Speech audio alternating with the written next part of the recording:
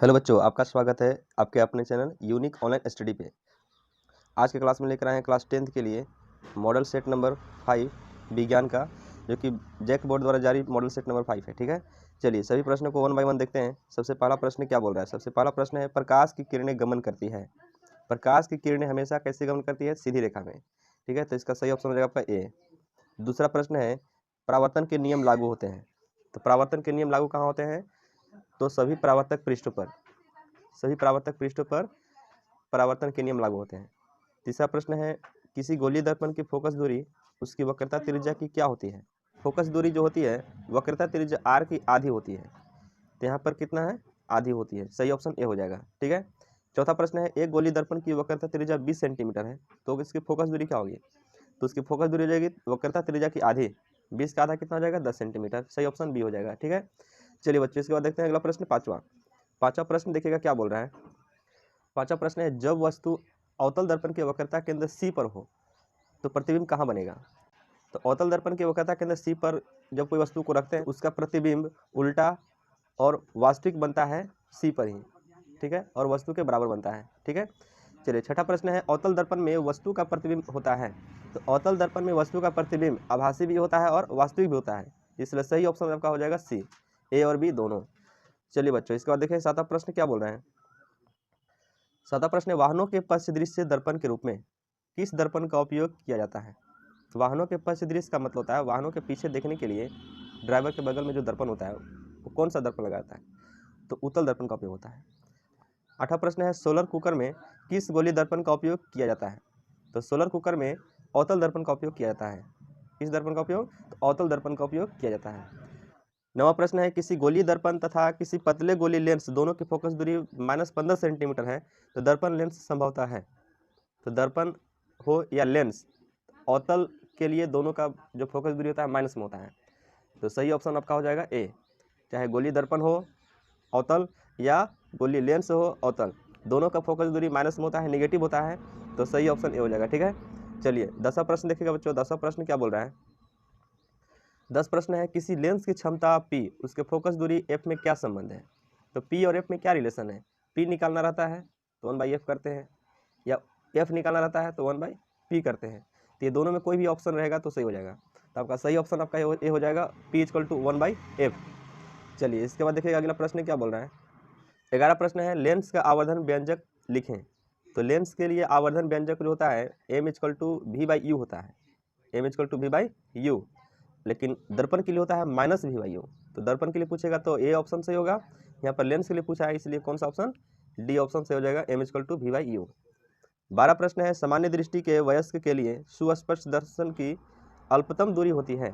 तो सामान्य दृष्टि के वयस्क के लिए सुस्पष्ट दर्शन की अल्पतम दूरी होती है 25 सेंटीमीटर, जिसको हम निकट बिंदु बोलते हैं। 13 प्रश्न है, नेत्र के द्वारा किसी वस्तु का कैसा प्रतिबिंब बनता है? तो नेत्र के द्वारा किसी भी वस्तु का प्रतिबिंब हमेशा वास्तविक और उल्टा बनता है। हमेशा वास्तविक और उल्टा बनता है। और कहाँ बनता है? तो रेटिना पर। ठीक है, तो सही ऑप्शन आपका ये हो जाएगा।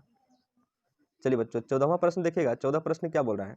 14 प्रश्न है, निम्नलिखित में से किस अभिक्रिया में दो अलग अलग परमाणु या परमाणुओं के समूह का आपस में आदान प्रदान होता है? तो आदान प्रदान किस में होता है? संयोजन में, या विभाजन में, या विस्थापन में, या द्विविस्थापन में। तो सही ऑप्शन आपका हो जाएगा द्विविस्थापन। 15 प्रश्न है, रासायनिक अभिक्रिया को संतुलित किस नियम के आधार पर किया जाता है? तो रासायनिक समीकरण को संतुलित किया जाता है द्रव्यमान संरक्षण के नियम के आधारित पर। द्रव्यमान संरक्षण के नियम में क्या होता है कि अभिकारक के कुल द्रव्यमान उत्पाद के कुल द्रव्यमान के क्या होता है? बराबर होता है। चलिए 16 प्रश्न है, देखिएगा 16 प्रश्न में क्या बोल रहा है।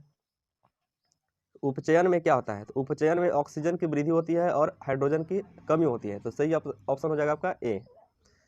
17 प्रश्न है, पदार्थ एक्स के विलयन का उपयोग सफेदी करने में होता है। तो एक्स का नाम बताना है।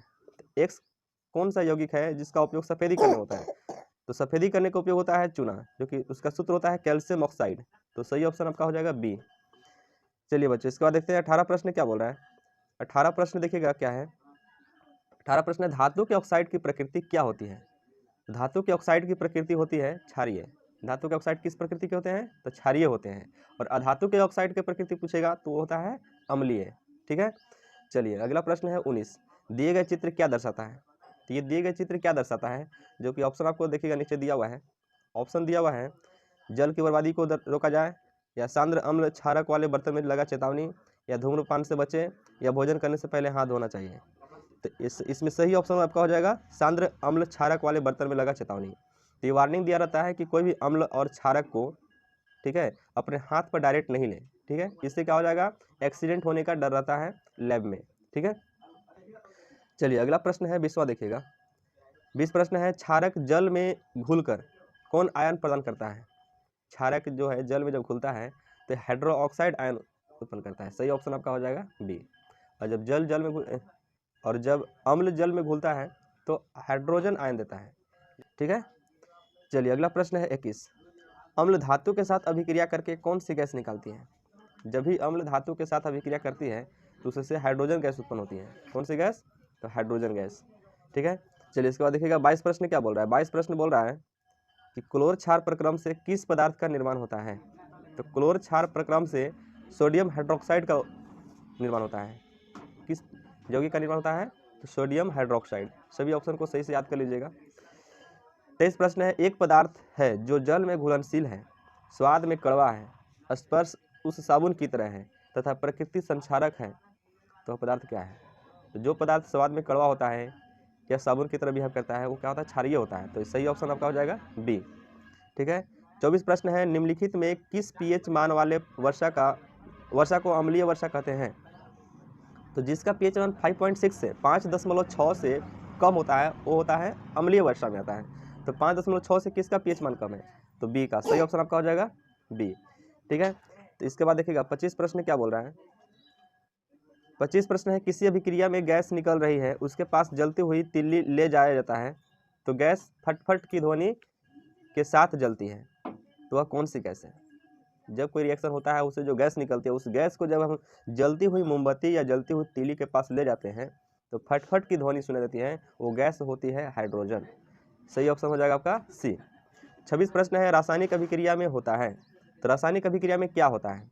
पहला दिया है अवस्था में परिवर्तन, रंग में परिवर्तन, या गैस का उत्सर्जन, या उपरोक्त सभी। तो इसमें क्या होता है कि अवस्था में भी परिवर्तन होता है, रंग में भी परिवर्तन हो जाता है, और गैस का उत्सर्जन भी होता है। जब भी रासायनिक अभिक्रिया होती है तो अवस्था बदल जाता है, रंग में परिवर्तन हो जाता है, कलर भी चेंज हो जाता है, और गैस का भी उत्सर्जन होता है, ठीक है बच्चों। तो इसलिए सही ऑप्शन आपका हो जाएगा डी, ठीक है। चलिए इसके बाद देखिएगा 27 प्रश्न क्या बोल रहा है। 27 प्रश्न है, मनुष्य के पाचन तंत्र में भोजन का अवशोषण कहाँ होता है? तो मनुष्य के पाचन तंत्र में भोजन का अवशोषण होता है छोटी आंत में। कहाँ होता है बच्चों? छोटी आंत में। 28 प्रश्न है, रक्तवाहिकाएं। रक्तवाहिकाएं का मतलब होता है जो रक्त पहुंचाने का काम करता है, ठीक है। तो जो रुधिर को हृदय से शरीर के विभिन्न भागों तक ले जाती है, रुधिर का मतलब होता है खून, ब्लड, ठीक है। रक्त हृदय से विभिन्न भागों तक ले जाने का काम कौन करता है? तो उसको धमनी ले जाने का काम करता है और सीरा वहां से लाने का काम करता है। तो सही ऑप्शन हो जाएगा आपका बी। 29 प्रश्न है, कोई अंग कट जाने पर रुधिर का थक्का बनाने में कौन मदद करता है? तो कोई अंग यदि कट जाता है तो रुधिर मतलब जो रक्त है वो थक्का बनाने का काम करता है प्लेटलेट्स। सही ऑप्शन डी हो जाएगा। 30 प्रश्न है, पादप के वायवीय भागों द्वारा वाष्प के रूप में जल की हानि क्या कहलाता है? पेड़ पौधा क्या करता है? जड़ के माध्यम से जो जाइलम होता है वो जल को ऊपर भाग तक पहुंचाता है, लेकिन जब ऊपर का जो भाग है पेड़ पौधे में जो जल होता है वो जल क्या होता है, धीरे धीरे उसमें कमी होता है। तो जल की कमी किसके कारण होता है? तो वाष्पोत्सर्जन के कारण। सही ऑप्शन हो जाएगा आपको सूर्य के प्रकाश का जो धूप मिलता है तो उसका जो जल होता है वो कमी हो जाता है, जो वाष्प बन के क्या होता है, उड़ जाता है, इसी को बोलते हैं वाष्पोत्सर्जन। चलिए बच्चों अगला प्रश्न देखते हैं 31 प्रश्न। 31 प्रश्न देखिएगा क्या है। 31 प्रश्न है, प्रकाश संश्लेषण का मुख्य उत्पाद क्या है? जब प्रकाश संश्लेषण क्रिया होती है तो जैसा कि आपको पता है कि प्रकाश संश्लेषण क्रिया के लिए जल चाहिए और कार्बन डाइऑक्साइड गैस चाहिए। तो जल और कार्बन डाइऑक्साइड मिल करके कौन सा उत्पाद बनाते हैं? तो बनाते हैं कार्बोहाइड्रेट भोजन। कार्बोहाइड्रेट भोजन का निर्माण करते हैं। सही ऑप्शन ए हो जाएगा। 32 प्रश्न है, अमाशय की आंतरिक स्तर का अम्ल से रक्षा किसके द्वारा होती है? अमाशय की आंतरिक स्तर का अम्ल से रक्षा कौन करता है? तो श्लेष्मा। श्लेष्मा नाम का एक झिल्ली होता है जो अम्ल से रक्षा करता है। 33 प्रश्न है, निम्नलिखित में किस जीव का क्षुद्रांत्र सबसे लंबा होती है? क्षुद्रांत्र जो होता है सबसे लंबा किसका होता है? मनुष्य का, कुत्ता का, गाय का, या शेर का? सही ऑप्शन आपका हो जाएगा गाय का। गाय का क्षुद्रांत्र की लंबाई सबसे अधिक होती है। चलिए अगला प्रश्न है 34 प्रश्न क्या बोल रहा है, अमीबा में किस प्रकार का जनन होता है? तो अमीबा में किस प्रकार का जनन होता है? विखंडन, मुकुलन, पुनरुद्भवन, या द्विविखंडन? तो अमीबा में होता है द्विविखंडन। किस प्रकार का जनन होता है? द्विविखंडन। 35 प्रश्न है, पर्तन कलम रोपण इत्यादि किस प्रकार की जनन की विधि है? पर्तन कलम रोपण का मतलब होता है कि जो भी पौधा है उसको काट करके ऊपर से हम रोप देंगे तो पुनः फिर पौधा धारण कर लेगा, फिर से पौधा बन जाएगा, ठीक है। तो उसको बोलते हैं कायिक प्रवर्धन। क्या बोलते हैं? कायिक प्रवर्धन। 36 प्रश्न है, निम्नलिखित में कौन पादप का मादा जनन अंग के भाग है? मादा जनन अंग के कौन भाग है? परागकोश है, परागकोश तो पुष्प का आ गया, अंडाशय या तंतु व पुंकेसर? तंतु व पुंकेसर पुष्प का आ गया, लेकिन मादा जनन अंग का कौन भाग है? अंडाशय। चलिए 37 प्रश्न है, निम्नलिखित में से कौन लैंगिक संचरण रोग है? लैंगिक संचरण रोग कौन है? लैंगिक संचरण रोग का मतलब होता है कि जो लैंगिक के द्वारा उत्पन्न होती है, ठीक है। तो कैंसर नहीं होगा, टाइफाइड नहीं होगा, गोनोरिया आपका सही ऑप्शन हो जाएगा। गोनोरिया जो है लैंगिक संचरण रोग है। चलिए अगला प्रश्न है 38 प्रश्न क्या बोल रहा है कि शुक्राणु कहाँ उत्पन्न होते हैं? शुक्राशय में, कि शुक्राणु वाहिनी में, कि वृषण में, कि प्रोस्टेट ग्रंथि में? तो सही ऑप्शन हो जाएगा वृषण में। शुक्राणु कहाँ उत्पन्न होते हैं? तो वृषण में। 39 प्रश्न है, तापीय विद्युत संयंत्र में क्या होता है? तो उसमें ऊर्जा विद्युत ऊर्जा में रूपांतरित होता है, कि गतिज ऊर्जा विद्युत ऊर्जा में रूपांतरित होता है, कि रासायनिक ऊर्जा विद्युत ऊर्जा में रूपांतरित होता है, कि नाभिकीय ऊर्जा विद्युत ऊर्जा में रूपांतरित होता है? तापीय विद्युत संयंत्र में क्या होता है कि थर्मल पावर मिलता है, मतलब कि उसमें ऊर्जा मिलता है और विद्युत ऊर्जा में ट्रांसफर होती है, तो उसमें ऊर्जा विद्युत ऊर्जा में। सही ऑप्शन आपका ए हो जाएगा। चलिए अगला प्रश्न लास्ट है 40 प्रश्न देखिएगा। 40 प्रश्न है, गोबर गैस को अन्य किस नाम से जानते हैं? CNG, LPG, जैव गैस, कि CO2? तो इसमें सही ऑप्शन हो जाएगा आपका जैव गैस। गोबर गैस को जैव गैस के नाम से भी जानते हैं, ठीक है बच्चों। इस तरह से आज के वीडियो में 1 से 40 प्रश्न तक सही से हम लोगों ने देखा। सब प्रश्नों को सही से याद कर लीजिएगा। इसके बाद मिलते हैं नेक्स्ट वीडियो में। Thank you.